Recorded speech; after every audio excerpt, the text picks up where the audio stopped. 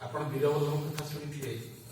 ଆକବରଙ୍କ ଦରବାରରେ ଯେଉଁ ନବରତ୍ନ ପଣ୍ଡିତ ଥିଲେ ତାଙ୍କ ଇତିହାସ ପଢ଼ିଲେ ଆପଣ ଆଶ୍ଚର୍ଯ୍ୟ ହେବେ। ବୀରବଲ୍ଲଭ ତାଙ୍କ ମାତୃଗର୍ଭରେ ଥିଲେ, ବାପା ଚାଲିଗଲେ, ମା ଚିନ୍ତା କଲା ପିଲାଟା 6 ମାସ ହେଲାଣି, ତ ମୁଁ ଯଦି ବାପା ମରିଗଲା ପରେ ପିଲାକୁ ଜନ୍ମ ଦେବି ସମାଜ ଗ୍ରହଣ କରିବ ତ? ସମାଜ ତଥାକଥିତ ସମାଜ କହିବ ପିଲାଟା ପଢୁ ଆଣିଛି ବୋଲି। କଣ କରିବି?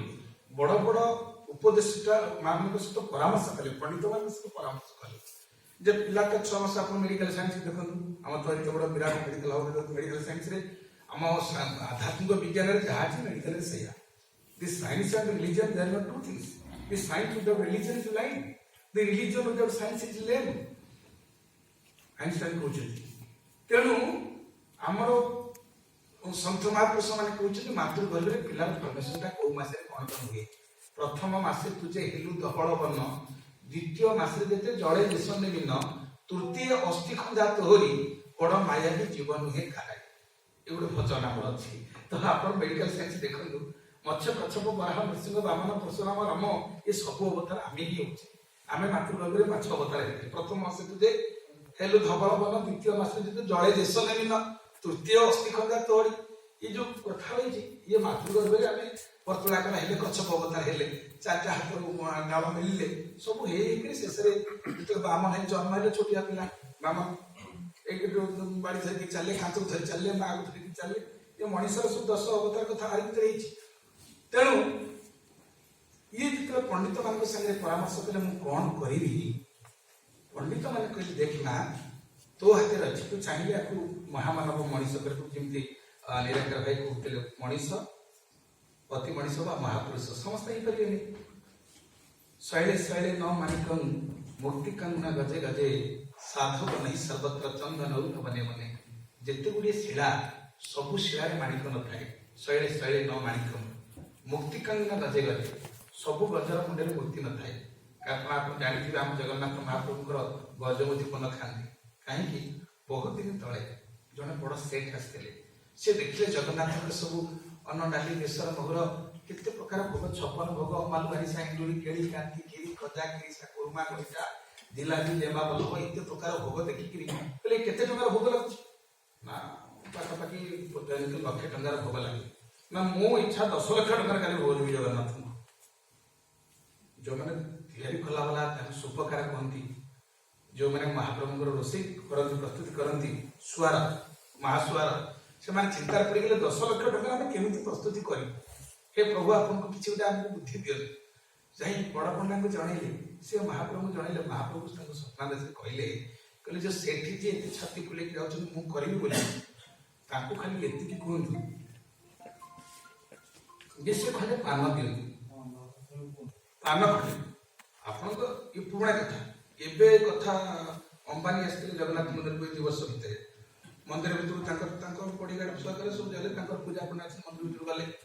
ଜନାର୍ଦ୍ଦନ ପାଟ୍ଟୋଷୀ ଯିଏ ଅଛନ୍ତି ଆମର ଛତିଶା ଯୁଗର ନାୟକ, କହିଲେ ଆଜ୍ଞା ସେ ତାଙ୍କର ପଛରେ ଦିଆ ଆଜ୍ଞା କଣ ହବ, ସେ କଣ ଟଙ୍କାରେ ଦେବେ? ଆପଣ ଠାକୁର କହିଛନ୍ତି 1 ଟଙ୍କା ଦିଅନ୍ତୁ, ଖାଲି ସିଂହାସନ ଉପରେ 1 ଟଙ୍କା ମୁଦିଆ ମାରି ଦିଅନ୍ତୁ।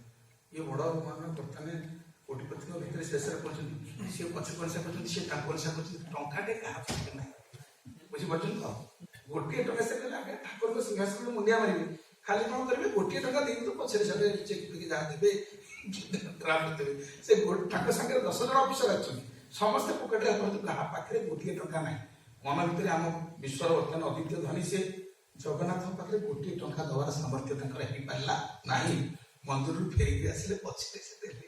ତ ଚିନ୍ତା କରନ୍ତୁ, ପାନ ଖଣ୍ଡେ ପାଇଁ ଏ କହିଲେ ଆଜ୍ଞା ଆପଣ ଯୋଉ କହୁଛନ୍ତି 10 ଲକ୍ଷ ଟଙ୍କାରେ ବା 2 ଲକ୍ଷ ଟଙ୍କାରେ ଭୋଗ ଲଗେଇବେ, ଏ ଭୋଗର କିଛି ଆବଶ୍ୟକତା ନାହିଁ, ଆପଣ ଖାଲି ଖଣ୍ଡେ ପାନ ଦିଅନ୍ତୁ। ସେ ଅହଙ୍କାରରେ ଚଳିଗଲେ। ପାନ ଖଣ୍ଡେ ଚାହିଁଲେ ମୁଁ ପୁରୀ ସହରକୁ ପାନରେ ପୋତି ଦେଇପାରେ, ପାନ ଖଣ୍ଡେ ନା ଆଜ୍ଞା ପାନ ଯେ ସେ ପାନରେ ଟିକେ ଗଛ ମୂର୍ତ୍ତି ପଡେ।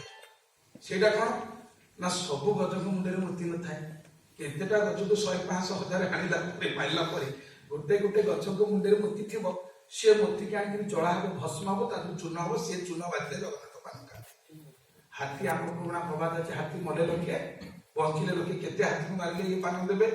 ତେଣୁ ତାଙ୍କ ଅହଙ୍କାର ଧୂଳିସାତ ହେଲା। ଶୈଳେ ଶୈଳେ ନ ମାଣିକଂ ମୂର୍ତ୍ତିକଂ ନ ଗଜେ ଗଜେ, ସବୁ ମୂର୍ତ୍ତି ମାନେ ଗଜ ମୁଣ୍ଡରେ ମୂର୍ତ୍ତି ନଥାଏ। ସାଧବ ନାହିଁ ସର୍ବତ୍ର ସବୁଠି ସାଧୁ ଲୋକମାନେ ନଥାନ୍ତି, ଚନ୍ଦନର ବନେ ମାନେ ସବୁ ବନରେ ମଧ୍ୟ ଚନ୍ଦନ ଥାଏ। ତ ସେଇଭଳି ସାଧୁ ପୁରୁଷ ସେ ସିନା ଗୃହସ୍ଥ ଆଶ୍ରମରେ ଥିଲେ, ସେ ସିନା ଘରେ ଥିଲେ, କିନ୍ତୁ ତାଙ୍କର ଯୋଉ ଆଦର୍ଶ ଆଜି ଏତେ ଗୁଡ଼ିଏ ପରିବାରକୁ ଅନ୍ନଦାନ ଦେଇପାରିଛି। ଶିକ୍ଷା ଆମେ କାଲି ନିରାକାର ବାବୁଙ୍କର କଥା କହିଲେ, ଭାଇ କଣ କାର୍ଯ୍ୟକ୍ରମ କଣ ନା ଟିକେ ମେଡିକାଲ ନୂଆ ମେଡିକାଲ ହବା, ଆପଣ ଟିକେ ଦୀପ ଜଳେଇ ଦେବେ ଆଉ ଟିକେ ବସିବା ମାଆଙ୍କର ଇଏ କହିଲେ ସତ କଥା। ମାଆଙ୍କ କଥା ବି ତାହେଲେ ଆମକୁ ଚିନ୍ତା କରିବା ନାହିଁ, କାହିଁକି ଆମେ ସମସ୍ତେ ଯିଏ ଯାହା ହେଇଛେ ସବୁରି ପଛରେ ମାଆର ପ୍ରଥମ ଆଶୀର୍ବାଦ ରହିଛି।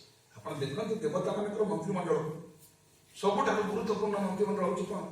ଦେବତା ଆମେ ଆମର ଯୋଉ ମନ୍ତ୍ରିମଣ୍ଡଳ ଦେଖନ୍ତୁ, ଦେଖିବେ ଫାଇନାନ୍ସଟା, ହୋମ ଡିପାର୍ଟମେଣ୍ଟ, ଫାଇନାନ୍ସ, ଏଜୁକେସନ ଆଉ ଆପଣ ଦେଖିଲେ ହେଲ୍ଥ, ଏ ଚାରିଟା ହଉଛି ମାନେ ଭ୍ୟାଲୁଏବଲ ଡିପାର୍ଟମେଣ୍ଟ। ଏବେ ହୋମ ଡିପାର୍ଟମେଣ୍ଟ କିଏ ରଖିଛନ୍ତି ହାତରେ? ଆମ ଷ୍ଟେଟକୁ ଦେଖନ୍ତୁ, କେନ୍ଦ୍ରକୁ ଦେଖନ୍ତୁ, ମୁଁ ତାଙ୍କ ନାଁ କହୁନି କାରଣ ଅତି ଗୁରୁତ୍ୱପୂର୍ଣ୍ଣ ଜିନିଷ ଗୁଡାକ ପ୍ରମୁଖ ଲୋକମାନେ ରଖନ୍ତି। ଏବେ ହୋମ ଆମର ମୁଖ୍ୟମନ୍ତ୍ରୀଙ୍କ ପାଖରେ ଓଡ଼ିଶାରେ ଅଛି। ତ ହୋମ ଡିପାର୍ଟମେଣ୍ଟ ହେଉଛି କଣ? ସେଇଠି ସୁରକ୍ଷା ପାଇଁ ଆମେ କାହାକୁ ପୂଜା କରେ? ଯା ଦେବୀ ସର୍ବଭୂତେଷୁ ମାତୃରୂପେଣ ସଂସ୍ଥିତା ନମସ୍ତସ୍यै ନମସ୍ତସ୍यै ନମସ୍ତସ୍यै ନମୋ ନମଃ। ମା ଦୁର୍ଗାଙ୍କୁ ପୂଜା କରେ। ଦୁର୍ଗତି ନାଶିନୀ ଦୁର୍ଗା ଏତେ ଶକ୍ତି ଯେ ରାବଣ ଆଉ ରାମଙ୍କର ଯୁଦ୍ଧ ଚାଲିଛି। ରାମ ଭଗବାନ ବାରମ୍ବାର ସ୍ୱର ନିକ୍ଷେପ କରୁଛନ୍ତି ରାବଣକୁ, କିନ୍ତୁ ମାରି ପାରୁନାହାନ୍ତି। କାହିଁ ମାରି ପାରୁନାହାନ୍ତି?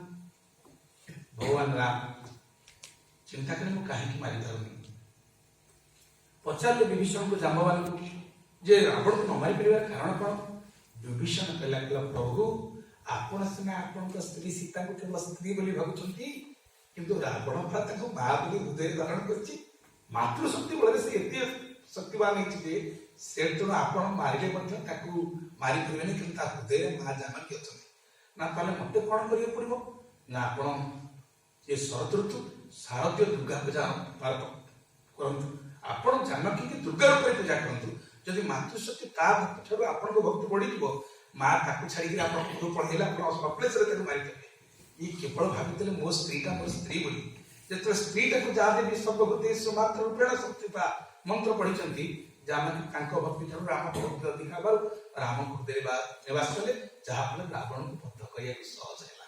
ମାତୃଶକ୍ତି ଯତ୍ର ନାଟ୍ୟସ୍ତୁ ପୂଜ୍ୟତେ ରମ୍ୟତେ ତତ୍ର ଦେବତା। ତେଣୁ ପ୍ରୋଟେକ୍ସନ ଦରକାର ହେଲେ ଆମେ ମାଙ୍କର ଶରଣ ନିଏ।